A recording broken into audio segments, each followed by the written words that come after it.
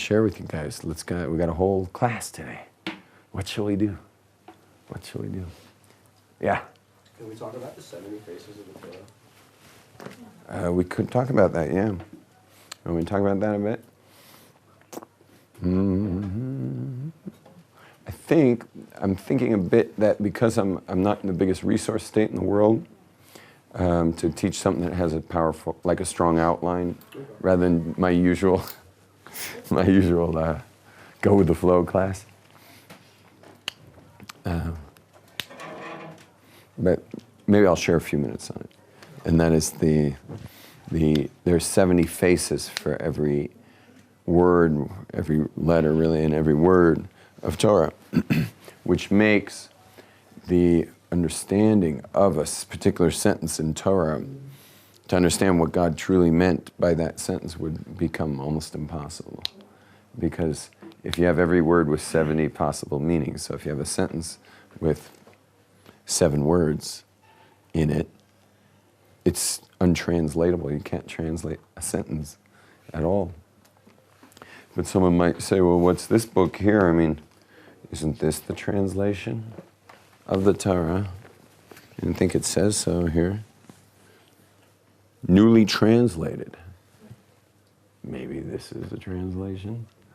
Well, how could that be? What's a better word for translation? If every word has 70 meanings, what would be a better word for a translation? Interpretation. Yeah, this is really an interpretation of the Torah. This is not a translation of the Torah. The Torah was not translated until the Greek Empire. The Greeks caused the 70 elders, who are the high court, and they locked them each into separate rooms to make sure they wouldn't fool around with the translation, and they forced them to translate the Torah into Greek. Now that's pretty tough, because they said if their translations came out differently, they would kill that rabbi whose translation came out differently. What are you supposed to do? It's never been translated before, so these 70 elders always read the Torah with, as almost like a kaleidoscope. A kaleidoscope's like, the Torah would be much more of a kaleidoscope than a book, if you read it with the way it was really meant to be read. And so they were used to the Torah as a kaleidoscope. And here, under this threat of death, they all have to translate the Torah and have all their translations match. Whoa, that's a scary, tall order. But they call it a miracle, but it wasn't a miracle. When you know about the minds of what it took to be on the high court of 70 back then, which many of them were not, maybe not by the Greek time, but there were prophets as well on that court. And they knew every language, they knew black magic, all the Kabbalah, and they just knew everything. You had to know everything to be on that court. It was an extremely high, what's the word I'm looking for? Prerequisite of what it takes to be on that court. So because of their genius, and because of their vast knowledge, and because they understood the Greeks and they understood Gentile minds, all 70 Torahs came out the same. So they changed a lot also because there's words in the Torah that would just throw them off. Like, for example, the nun in the word na'aseh ha'adam, which means let us make man. It's plural. It's God saying, let us make man. That would really throw off polytheists who think they're getting a translation of a monotheistic group. Why do we have let us make man when it's God speaking and there's only one God? So there shouldn't be a nun there. It should be an aleph, e'aseh Adam. I will make man, not let us make man, or we will make man. But every single sage who wasn't a dope, he didn't translate that nun. And he wrote, God said, let me make man. That's it. They just kept it nice and simple. And they got all 70. So I don't consider it a miracle. I consider geniuses being able to do it right. If you're wondering what this book is here, this book here was a meeting of some great minds, one of whom I'm close with. And he used to work for Eshet Torah, Rabbi Malinowitz, if you ever heard of Rabbi Malinowitz. And he, amongst others, they sat around a table together with all these different commentaries. Because they also, in our generations, we don't know the 70 faces. But we know many of them. And so they were playing around with each word, trying to figure out the following. How can we get a Jew to read this book and get as least confused as possible? That was their goal. I mean, it wasn't to give you what's actually in there. That you could only get with Hebrew. And even with Hebrew, it would take forever to get it. Their goal was, how can we get people to read it and make as few errors as possible? So I hate to bunk your high or burst your bubble if you've been all excited about reading the Torah in English. But what you're actually reading is just a troubleshooter's guide to the Torah, or how to make sure you don't get this thing completely confused and backwards. Clear? And therefore the importance of learning it in Hebrew and learning your Hebrew so that you can learn it in Hebrew, so that you can be as wild as possible when you translate in your own mind. And you want to be as wild and like expansive as possible when you read from the Torah. Certain things are just halacha. So when it's just a halacha, so yeah, there's 70 faces to it, but there's not 70 faces to that particular mitzvah. There aren't 70 types of tefillin. There's one type of tefillin. There is an argument actually on the order of the parshas, of what order they should be in, which isn't much of an argument today. Because they found archaeological tefillin, like at Masada, they found tefillin that were according to Rashi, those who are wondering. So you can feel confident, those men in here who have been wearing Rashi's tefillin, which every man does. It's just a question whether you add the other kind. Wait, but the parliament was still intact? Yeah. Really? Yeah, I mean, it wasn't perfect, but you could at least see. Why is that? What? Not necessarily hopeful. I'm sorry? Rabbi Tom's parents had tefillin. I mean, there must have been two types of tefillin for years. It didn't start by Rabbi Tom, he said. That's right. That's right. So I'm sure. Where it started, I don't know, but I'm just saying that people shouldn't feel bad who don't wear Rabbeinu Tam. I wear Rabbeinu Tam. I wear two pairs. Yeah.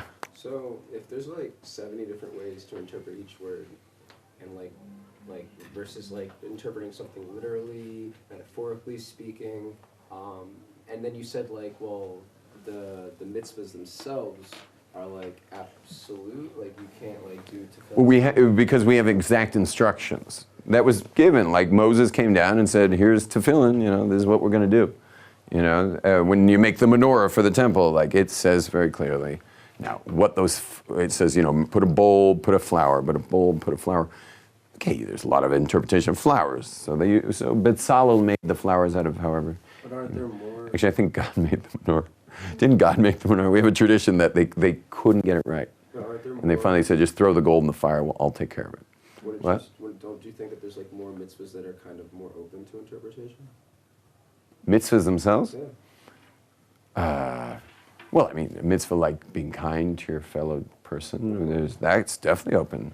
But a thing like, for example, a ritual slaughter is not really open for interpretation. You can't have a nick on the knife, because it could cause pain to the animals. So the knife has to be perfectly smooth. Yeah, so that's an example of one that's just, there's no other interpretation than no nicks on the knife. But yeah, if the Torah gives a commandment, there's not a ton of room there for the interpretation. Yeah, on a commandment. Only because we have an oral tradition. If we didn't have an oral tradition how to do, like, for example, in Shabbat, it says not to do malacha. And there's 39 principal acts of malacha that we learn from the oral law. Torah just says malacha. Now, there's 70 ways to read the word malacha, I imagine, if there's 70 faces for Torah. So then you could get really loose about what it is you're not going to do on Shabbat. But for all the years, without any argument, all the years, all the rabbis have passed on a transmission of these particular 39 creative acts. It's not that difficult because the Torah gives a context for malacha. The context is what it takes to build the tabernacle. So all the acts necessary in baking and all the acts necessary in tapestries, making tapestries, so it would include dyeing and stuff like that, working with gold or working with, all the things necessary to build a tabernacle. That's what malacha is. So the rabbis came up with 39 ways to make, everything you'd need to make a tabernacle would take 39 principal acts of manipulation.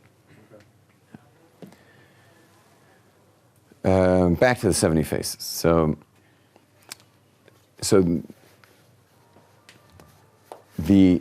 it's actually considered a fast day. The day the Torah was translated into Greek is a fast day in Judaism. Very few people fast on that day. I've never fasted on that day. I don't think I've ever even met anyone who fasts on that day. But it's called a fast day for the holy. It's the holy man's fast day, who's so sensitive to Torah, whose love of Torah is so complete, whose connection to Torah is so whole, that he fasts on the day the Torah was translated. And it's considered not a translation, and it's also not called an interpretation. You know what they called it? A castration. Because the Torah is a wild animal. Torah's a wild. If you got 70 faces to Torah, that's a wild animal. It's got amazing possibility there. But the second you lock it into one language, you've now neutered a wild animal into one, kind of one-dimensional translation. Like 2 months ago, right? That day? Yeah. What was it called? What day? It's either the 8th or 9th of Tevis. I forget which one. 9th of Tevis? Because the 8th of Tevis also another one. It's 3 in a row. It's been a long 2,000 years. Yeah, I forgot what happened on the 8th. The 9th of Tevis was the Torah translation, and then the 8th of Tevis, something else. No, that was the 10th of Tevis. The 8th of Tevis. Anyone know what the 8th of Tevis is? It's a whole other thing, another calamity. But it's amazing they consider this a calamity. That's one of our calamities, was the translation of the Torah. Yeah. Are the 70 faces why it's called Septuagint? It's because of the 70 elders that translated it, who managed to pull off this incredible feat of translating the entire 70 faces one way. So none of them made any mistakes? They were all maybe accurate? Now, I wasn't there. It could be the Greeks gave them a margin of error. Like, did they have to have every single word perfect? I doubt it. But they probably had to look at least, it had to read the same. Yeah. And they all read the same. Oh, I know. I think it was the day that there was no more food. Really? Yeah. They were teaching. Could be. I can imagine that would be a fast day for women, Jewish women. No more food. That would make my wife fast. No food. Or a fast day for everybody. I think that was a fast day for everybody. No more food. It's the no more food day fast. I think there are poor people all over the planet having that fast right now. Today's a special fast, kids. It's the no more food day fast.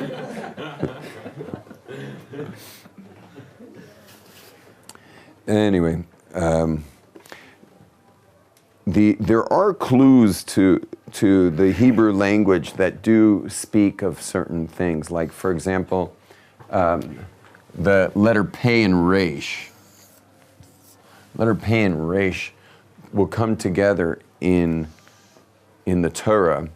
Will always have something to do with separation or sections, or maybe an item that has sections.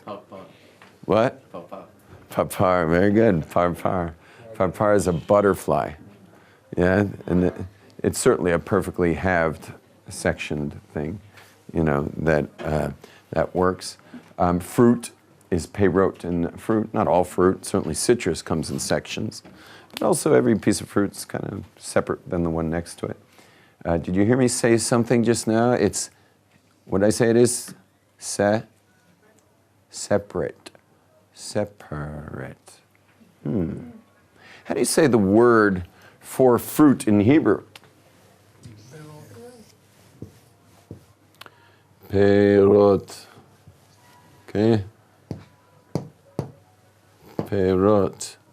What if we played with the dots here, and we got rid of that one, we get rid of that one, and we get the O, and we turn it into an oo? What do you get? Fruit. Fruit. Or we took perhaps the pei and the resh, and we add a tet to it. And now you have the word prat, which means Exclusion. what does prat mean? Exclusion. Oh, individual. Yeah, it means part. See the word part there? Part. Being a part, you know, there's individual and then there's klal, there's being part of the whole. So the individual is a part. Anyway, you'll see that even in English, particle, right? Partition. You see the pei resh works. Well, it just keeps working. Just keeps working. Goes into the Romance language. Any Spanish speakers? Yeah, who's a Spanish speaker? Real Spanish speaker. Excellent. Fluent in Spanish?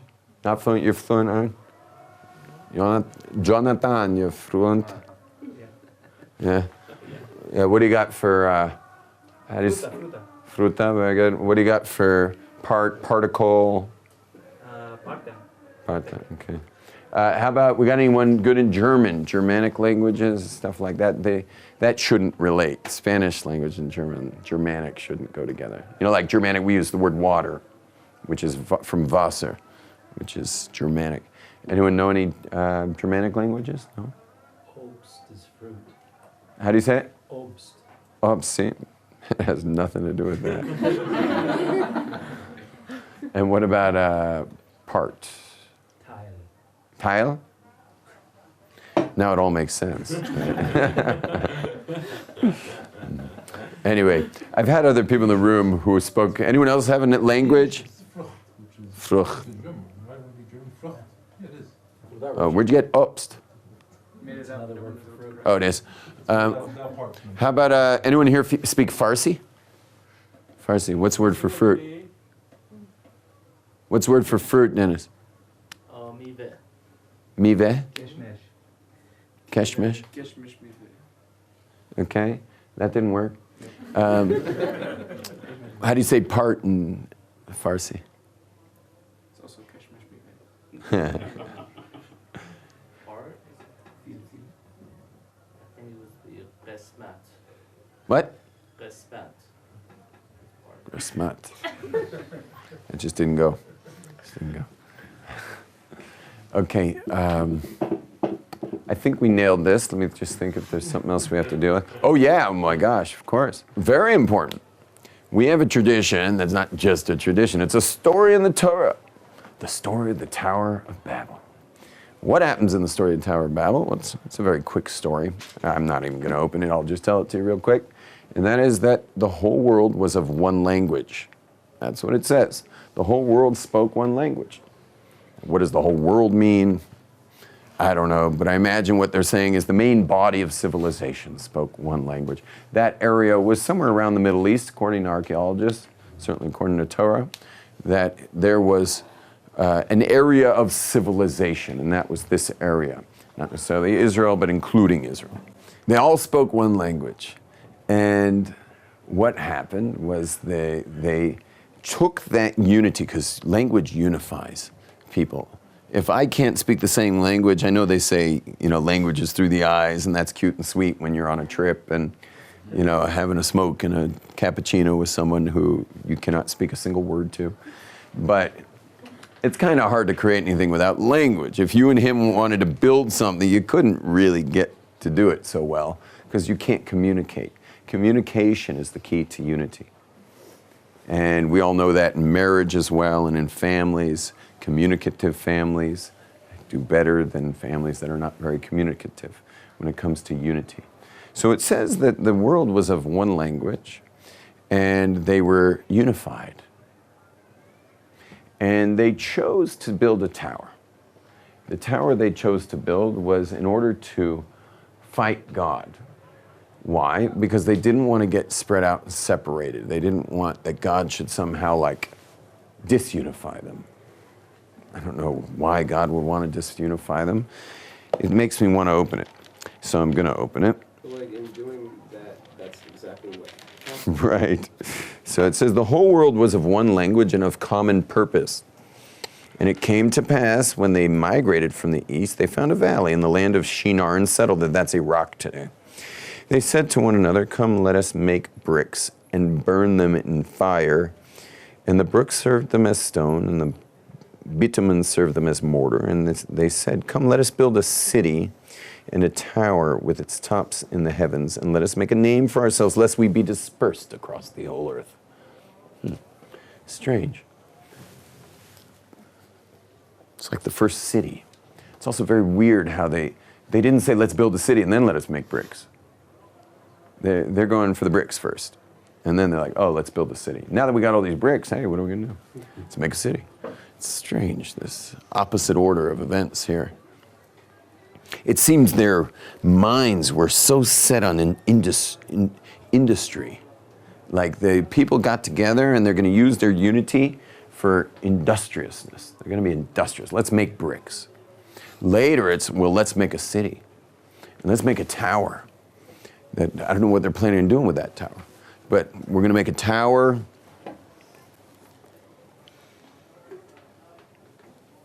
And a tower with its top in heavens, and let us make a name for ourselves, lest we be dispersed across the whole earth. And it makes a name for them. I mean, this is like literally talking about the World Trade Center here, or the Empire State Building, or the Sears Tower in Chicago. It's just saying, like, let's use our unity for ego. You know, seems what they're saying here. And if the ego is powerful and strong and they succeed in building this giant city with a giant tower that you can see from anywhere in the world, so now you are able to protect your dispersion because we're all gathered together in a city. We're not in the suburbs. We're all gathered around this cityscape. Now, we have an oral tradition that they were so into this that they would mourn if a brick fell off the tower. They would carry these big bricks up the tower. And if a brick fell off the edge of the tower, there was a set mourning period for the brick that fell. But if a person fell, there was no mourning period. Keep building, keep building, keep building. So it's like the tower is more of importance than people building. Yeah, and it teaches us another amazing lesson. I actually complimented the tower in the Baptist story, but there's all this Baptist thing.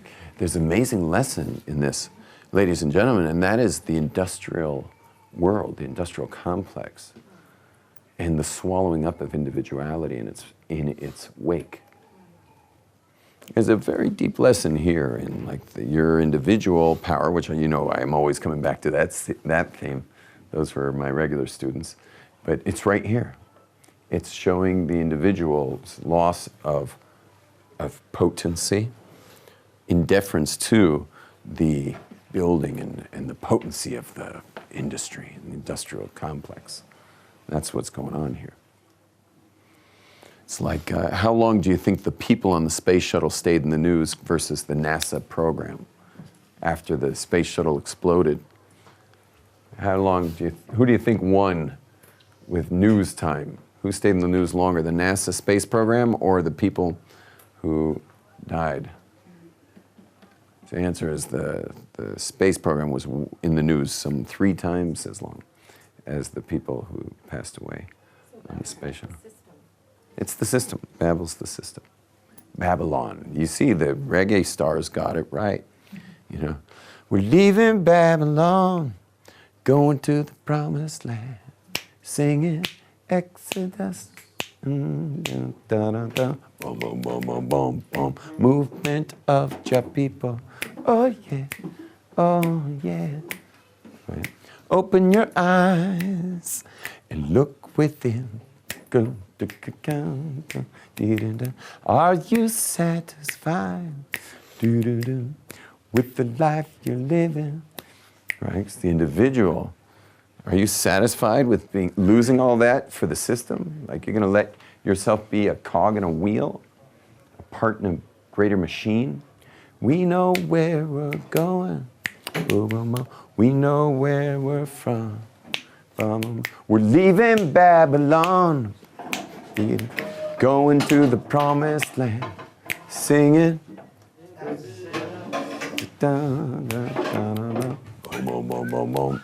Movement of your people. Oh yeah, oh yeah. Exodus. Movement of your people. So, yeah, so that's the Tower of Babylon, is the Tower of Babylon. We're leaving Babylon, Babel, because it just confuses you and it scatters you. And you lose that kind of core energy that's like your personal power. You have personal power. But when you go in and working for the machine, so you lose your personal power. So what happened? They built this tower, and Hashem descended, whatever that means, to the city and the tower, which the sons of man built. Notice it's men, sons of men. Notice that, ladies? It's the men building this stuff. It's not the ladies building this stuff.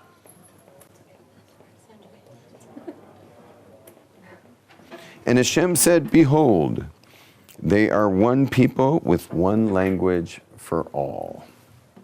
And this they begin to do. Like they had the chance. Because you'd almost think there's something wrong with unity. People get together and now they make trouble. People together is trouble. Whereas God's saying, this is what they're doing. The fact that they had unity would have been a great opportunity for feeding one another, for helping one another, for bringing goodness, for teaching, for recognition of each person's greatness that can be done in a group setting. But instead, it becomes, evil. That unity is used for evil. And how many times in history have we seen human beings gather around things that were pure evil, and yet they somehow get themselves convinced in numbers that it's good. Something about numbers and self-righteousness and doing the exact opposite of good. We all probably, I imagine for most of you, the Nazis came to mind that got a whole swath of this globe wrapped up in this populist movement that was pure evil.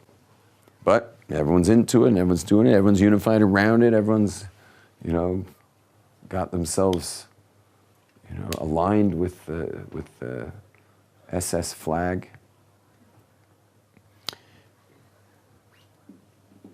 But there's other things too. You got whole religions today that are their whole self-righteous postured version of themselves and their lives and their religion is all just based on everyone's doing it. Like what makes it work is that everyone's into it.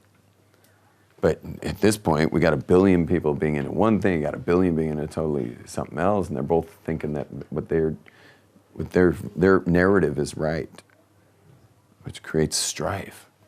There'll I think we're in a world war over this. I think we're right now in a world war over this, over more unified people who get postured around ideas, and then just evil kicks in. So this whole story of unity and the evil that can come from it is a tremendous warning to humanity. And you see, how'd we do with learning our lesson? Not good. Humanity seems to just keep banding around ideas, around religions, around values, or other kinds of, guess, ethics, if you call those ethics. And then all hell breaks loose. But when you're in it, you think it's reality, you think it's right. I remember my first trip to Europe as a young man, and they were speaking badly about Americans in Europe. And I was indignant. But I noticed after about a week that I was getting a real education about where I'm from, because I was an American, and I knew nothing but what they taught me as an American. And when I got to Europe and they were speaking not so nicely about Americans, I was very upset. But a week later, I was like, maybe you got a point about a lot of the things they said. And yeah, it changed me. I woke up from my American dream. Mike? What's indignant mean?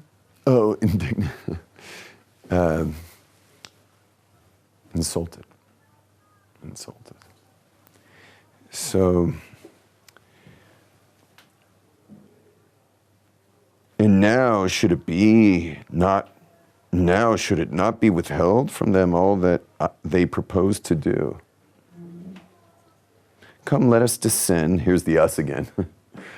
Our Torah doesn't leave out the us parts, because it's reading to Jews, and Jews know that he's talking about angelic forms of the matrix system. Like there's a whole system of creation called the oilamos, the worlds. And so whenever the word Torah says us, it's talking about Hashem using in conjunction his will via this whole matrix system. That's the us. Let us descend and there confuse their language, that they should not understand one another's language. That's the word Babel. And Hashem dispersed them from there over the face of the whole earth. And they stopped building the city. That is why it was called Babel, because it was there that Hashem confused the language of the whole earth. And from there Hashem scattered them over the face of the whole earth. They couldn't understand each other, and that began the process called linguistics, where languages formed and evolved. And if you study linguistics, you learn about the evolution of language. Did you know that there is a prince, an African prince who lives in Sfat? You know about the African prince who lives in Sfat? Yeah, you ever heard him speak? So there's an African prince who lives in Sfat. He was he would have been the prince of, or he could very well have become the king of Swaziland in Africa. But he was a linguistic genius, and he could learn language after language after language after language, and it only took him 3 weeks to learn a language. Wow. Fluent. And so he learned language. He just had this weird genius. He was like idiot savant for languages. Anyway, what happened? So he's a genius in languages, and he learns language after language after language. And then he couldn't learn any more language. They had to send him down to, he had private teachers and stuff, but they had to send him to university. So they sent him to South Africa, and he learned in South Africa in university, and he had bodyguards. He was a prince. So he'd walk around, you can imagine walking around university with bodyguards in like silk shirts and like, it was like straight out of that. What was that movie in America where these... Coming to America? Back to America it was called? Coming to America. Coming to America, an amazing movie. Yeah, so it was that kind of scene. What? Yeah. Anyway, they had a break. They were on like winter break. And in those couple weeks, he decided to learn a Semitic language because he had not yet learned a Semitic language. So he was deciding between Aramaic, and Hebrew. And randomly, he chose Hebrew. And he started learning Hebrew on his own. And he couldn't sleep the first night. He couldn't sleep the second night. He couldn't sleep the third night because he noticed there's something there. Now, what do you think the one language was that everyone spoke? Aramaic? No, Hebrew. Hebrew? Hebrew was this primordial language. It's not a linguistic evolutional language. It is a language that is the key language to the world. So he wasn't learning, like for example, water if just to show you some of the periodic chart, the mem stands for hydrogen, the a yud is oxygen, shin is carbon. Okay, did I make the C the right direction? Only in Hebrew. In Hebrew, it's a kaf, but a C, carbon. And so you'll see that, like, for example, H2O is two H's and an O.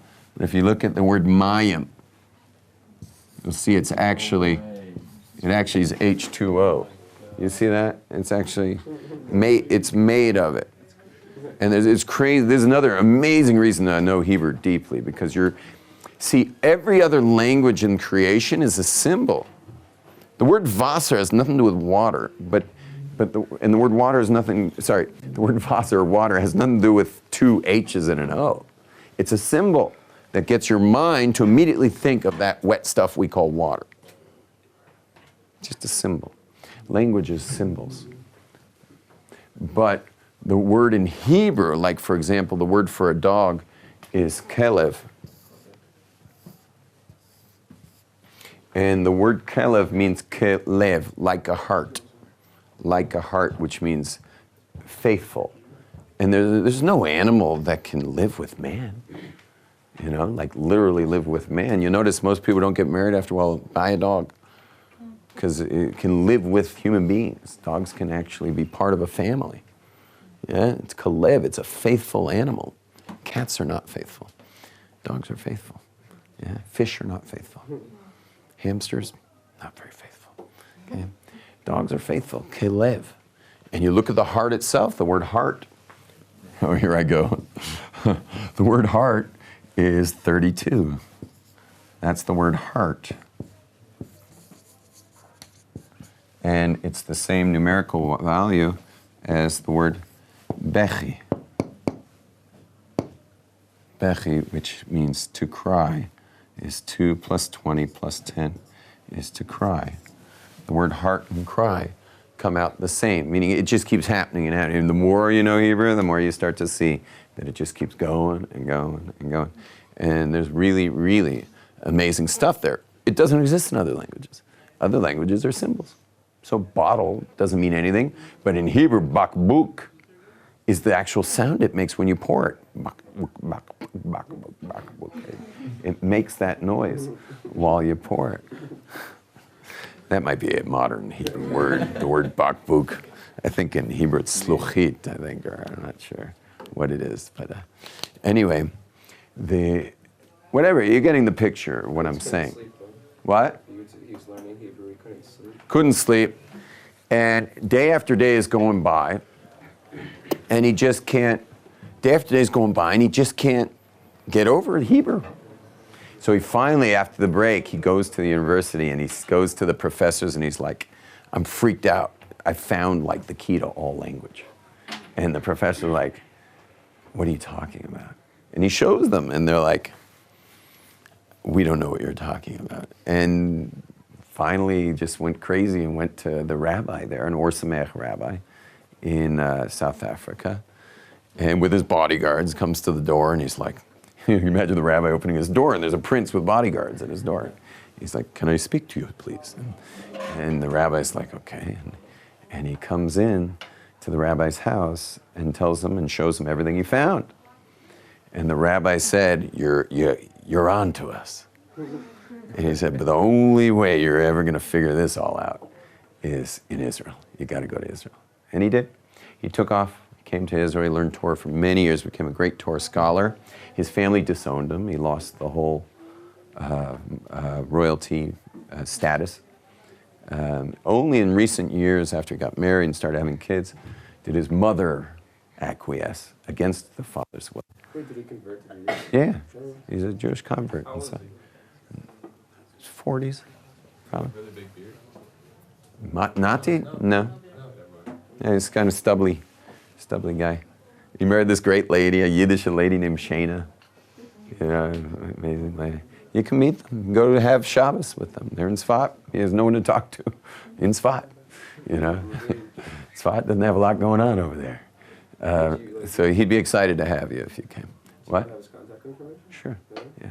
So anyway, That's the story of Nati. But quickly, the nations go into 70 languages. Well, isn't that interesting? Because Hebrew, which is the key to all 70 languages, is broken down. It has 70 faces to it. Ah, that's interesting. 70 faces. How many Jews went down to Egypt, by the way?